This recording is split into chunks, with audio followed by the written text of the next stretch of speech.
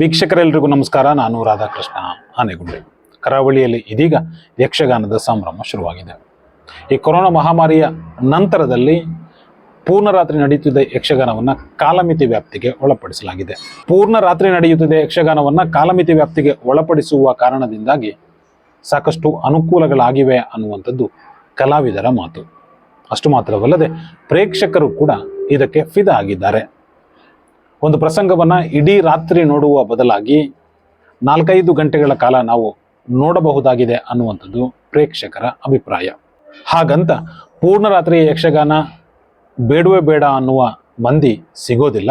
ಬದಲಾಗಿ ಯಕ್ಷಗಾನವನ್ನು ಕಾಲಮಿತಿಗೆ ಒಳಪಡಿಸುವುದು ಸರಿಯಲ್ಲ, ಅದು ಪೂರ್ಣ ರಾತ್ರಿ ನಡೆಯಬೇಕು, ಅದು ಬೆಳಕಿನ ಸೇವೆ ಎಂದೇ ಪರಿಗಣಿಸಲ್ಪಟ್ಟಿರುವುದರಿಂದ ಅದನ್ನು ಪೂರ್ಣ ರಾತ್ರಿ ನಡೆಸಬೇಕು ಅನ್ನುವ ಒತ್ತಾಯಗಳು ಕೂಡ ಕೇಳಿಬಂದಿದೆ.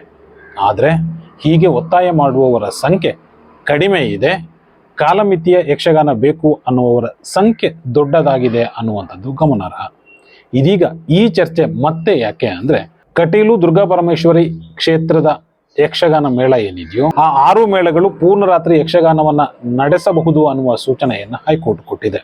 ಆದರೆ ಹಾಗೆ ನಡೆಸುವುದಾದರೆ ಒಂದು ಕಂಡೀಷನ್ ಅನ್ನು ಕೂಡ ಹೈಕೋರ್ಟ್ ವಿಧಿಸಿದೆ. ಅದು ರಾತ್ರಿ 10 ಗಂಟೆಯ ಬಳಿಕ 70 ಡೆಸಿಬಲ್ಗಿಂತ ಕಡಿಮೆ ಶಬ್ದದ ಮೂಲಕ ಯಕ್ಷಗಾನವನ್ನು ನಡೆಸಬೇಕು ಎಂದು ಈ ಆದೇಶದಲ್ಲಿ ಸೂಚಿಸಲಾಗಿದೆ. ಇದೇ ಇದೀಗ ಹಲವು ಪ್ರಶ್ನೆಗಳನ್ನು ಹುಟ್ಟುಹಾಕಿರುವಂಥದ್ದು. ಈ ನಡುವೆ ಈ ಆದೇಶದ ಬೆನ್ನಲ್ಲೇ ಜನವರಿ 14ರಿಂದ ಕಟೀಲು ಕ್ಷೇತ್ರದ 6 ಮೇಳಗಳ ಯಕ್ಷಗಾನವನ್ನು ಪೂರ್ಣ ರಾತ್ರಿ ನಡೆಸುವುದಕ್ಕೆ ಆಡಳಿತ ಮಂಡಳಿ, ದೇವಸ್ಥಾನದ ಆಡಳಿತ ಮಂಡಳಿ ತೀರ್ಮಾನವನ್ನು ಕೈಗೊಂಡಿದೆ. ಹೀಗೆ ಈ ತೀರ್ಮಾನ ಕೈಗೊಂಡಿರುವುದೇ ಇದೀಗ ಸಾಕಷ್ಟು ವಿವಾದಕ್ಕೂ ಕೂಡ ಕಾರಣವಾಗಿದೆ. ಮೊದಲನೆಯದಾಗಿ ವಿವಾದ ಎದ್ದಿರುವಂಥದ್ದು, ಪೂರ್ಣ ರಾತ್ರಿ ನಡೆಯುತ್ತಿದ್ದ ಯಕ್ಷಗಾನವನ್ನು ಕಾಲಮಿತಿಗೆ ಒಳಪಡಿಸುವ ಸಂದರ್ಭದಲ್ಲಿ ದೇವರಲ್ಲಿ ಹೂ ಪ್ರಶ್ನೆಯನ್ನ ಹಾಕಿ ಅನುಮತಿಯನ್ನ ಕೇಳಲಾಗಿತ್ತು. ದೇವರ ಅನುಮತಿ ಸಿಕ್ಕ ನಂತರವೇ ಯಕ್ಷಗಾನವನ್ನು ಕಾಲಮಿತಿಗೆ ಒಳಪಡಿಸಲಾಗಿತ್ತು. ಇದೀಗ ದೇವರ ಅನುಮತಿಯನ್ನ ಕೇಳದೆ ಮತ್ತೆ ಪೂರ್ಣಾವಧಿಗೆ ಅದನ್ನು ವಿಸ್ತರಿಸುವಂಥದ್ದು ಎಷ್ಟರ ಮಟ್ಟಿಗೆ ಸರಿ? ಇದು ದೇವರ ಆಜ್ಞೆಯನ್ನ ಉಲ್ಲಂಘಿಸಿದಂತಾಗ್ತದಲ್ವಾ ಅನ್ನುವಂಥದ್ದು ಆಸ್ತಿಕರ ಪ್ರಶ್ನೆ. ಮತ್ತೊಂದು ಕಡೆಯಲ್ಲಿ ಹೈಕೋರ್ಟ್ ಸೂಚನೆಯನ್ನು ಕೊಟ್ಟಿರುವಂಥದ್ದು, ರಾತ್ರಿ 10 ಗಂಟೆಯ ನಂತರ 70 ಡೆಸಿಬಲ್ಗಿಂತ ಹೆಚ್ಚು ಶಬ್ದವನ್ನು ಇಟ್ಟು ಯಕ್ಷಗಾನವನ್ನು ನಡೆಸುವಂತಿಲ್ಲ. ಈಗಾಗಲೇ ಸುಪ್ರೀಂ ಕೋರ್ಟ್ ಕೂಡ ರಾತ್ರಿ 10 ಗಂಟೆಯ ನಂತರ ಶಬ್ದದ ಮಿತಿ ಎಷ್ಟಿರಬೇಕು ಅನ್ನುವ ಸೂಚನೆಯನ್ನು ಕೊಟ್ಟಿದೆ. ಅದೇ ರೀತಿಯಲ್ಲಿ ಹೈಕೋರ್ಟ್ ಕೂಡ ಆದೇಶವನ್ನು ಕೊಟ್ಟಿರುವಂಥದ್ದು. ಸಾಮಾನ್ಯ ವ್ಯಕ್ತಿ ಮಾತನಾಡುವ ಶಬ್ದ ಏನಿದೆಯೋ ಅದು 50ರಿಂದ 55 ಡೆಸಿಬಲ್ನಷ್ಟಿರ್ತದೆ. ಚೆಂಡೆಯ ಸದ್ದು 150 ಡೆಸಿಬಲ್ ಅನ್ನ ದಾಟ್ತದೆ. ಹೀಗಿರುವಾಗ 70 ಡೆಸಿಬಲ್ ಅಂದ್ರೆ ರಾತ್ರಿ 10 ಗಂಟೆಯಿಂದ ಬೆಳಗ್ಗೆ 6 ಗಂಟೆಯ ತನಕ 70 ಡೆಸಿಬಲ್ ಮಿತಿಯಲ್ಲಿ ಯಕ್ಷಗಾನವನ್ನು ನಡೆಸೋದಕ್ಕೆ ಸಾಧ್ಯವೇ ಅನ್ನುವ ಪ್ರಶ್ನೆ ಎಲ್ಲರದ್ದು. ಸಹಜವಾಗಿಯೇ ಯಕ್ಷಗಾನದ ರಂಗದಲ್ಲಿ ಮೈಕನ್ನು ಅಳವಡಿಸಲಾಗಿರ್ತದೆ.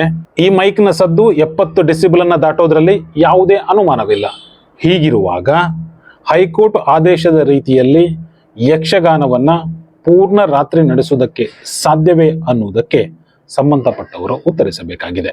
ಈ ನಡುವೆ ಶಬ್ದ ಮಾಲಿನ್ಯಕ್ಕೆ ಸಂಬಂಧಪಟ್ಟಂತೆ ಕಟೀಲು ದೇವಸ್ಥಾನದ ಆಡಳಿತ ಮುಕ್ತೇಸರರಿಗೆ ಬಜಪೆ ಪೊಲೀಸರು ನಿರ್ದೇಶನವೊಂದನ್ನು ಕೊಟ್ಟಿದ್ದು, ಅದರಲ್ಲಿ ಕೈಗಾರಿಕಾ ಪ್ರಾಂಗಣದಲ್ಲಿ ಹಗಲಲ್ಲಿ 75 ಡೆಸಿಬಲ್, ರಾತ್ರಿ 70 ಡೆಸಿಬಲ್, ಕಮರ್ಷಿಯಲ್ ವ್ಯಾಪ್ತಿಯಲ್ಲಿ ಹಗಲು 65 ಡೆಸಿಬಲ್, ರಾತ್ರಿ 55 ಡೆಸಿಬಲ್, ವಸತಿ ವ್ಯಾಪ್ತಿಯಲ್ಲಿ ಹಗಲು 55 ಡೆಸಿಬಲ್, ರಾತ್ರಿ 45 ಡೆಸಿಬಲ್ ಮತ್ತು ಶಬ್ದರಹಿತ ವಲಯದಲ್ಲಿ ಹಗಲಿನಲ್ಲಿ 50 ಡೆಸಿಬಲ್ ಮತ್ತು ರಾತ್ರಿ 40 ಡೆಸಿಬಲ್ನಂತೆ ಧ್ವನಿವರ್ಧಕವನ್ನು ಬಳಸಬೇಕು ಎಂದು ಸೂಚನೆಯನ್ನ ಕೊಡಲಾಗಿದೆ. ಒಂದು ವೇಳೆ ಈ ಸೂಚನೆಯನ್ನ ಪಾಲಿಸಿ ಯಕ್ಷಗಾನ ನಡೆಸುವುದು ಖಂಡಿತ ಕಷ್ಟವಾಗಲಿದೆ.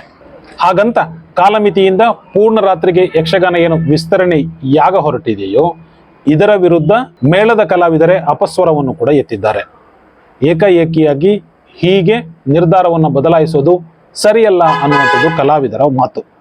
ಅದಕ್ಕೆ ಕಾರಣವೂ ಇದೆ. ಪೂರ್ಣ ರಾತ್ರಿಯ ಯಕ್ಷಗಾನಕ್ಕೆ ಪ್ರೇಕ್ಷಕರು ಇರೋದಿಲ್ಲ, ಕಾಲಮಿತಿಗೆ ಸಾಕಷ್ಟು ಪ್ರೇಕ್ಷಕರು ಇರ್ತಾರೆ ಅನ್ನುವಂಥದ್ದು ಅವರ ಅಭಿಪ್ರಾಯ. ಅದು ಹೌದು ಕೂಡ.